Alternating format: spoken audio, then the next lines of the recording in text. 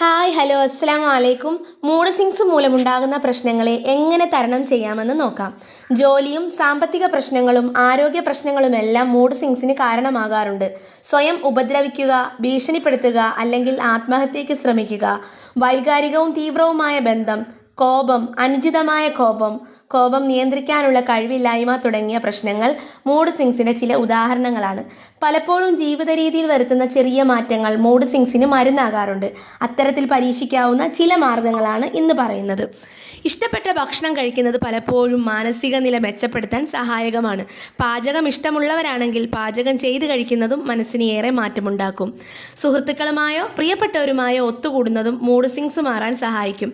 കുടുംബാംഗങ്ങളുമായി സമയം ചെലവഴിക്കുന്നത് ഇഷ്ടപ്പെടുന്നവരാണെങ്കിൽ അതും ശ്രമിക്കാവുന്നതാണ്. ഒരുമിച്ചിരിക്കുമ്പോൾ കഴിയുന്നത് പോലെ മനസ്സ് തുറന്ന് സംസാരിക്കാനും ശ്രമിക്കാവുന്നതാണ്. മൂഡ് സ്വിങ്സ് ഉണ്ടാകുമ്പോൾ ഏറ്റവും വലിയ പ്രതിസന്ധിയാകുന്നത് മറ്റുള്ളവരോടുള്ള പെരുമാറ്റമാണ്. പലപ്പോഴും സൗമ്യമായി പെരുമാറാൻ മറന്നുപോകും. എന്നാൽ മനഃപൂർവ്വമായി മറ്റുള്ളവരെ പരിഗണിച്ച് അവർക്കും ഇടം കൊടുക്കാൻ ശ്രമിക്കുക. ഇതും ഒരു പരിധിവരെ മനസ്സിനെ തൃപ്തിപ്പെടുത്താൻ സഹായിക്കും. പരിമിതമായ വ്യായാമങ്ങളും അരമണിക്കൂറെങ്കിലും നടക്കുന്നതും യോഗ പരിശീലിക്കുന്നതുമെല്ലാം പരീക്ഷിക്കാവുന്നതാണ്.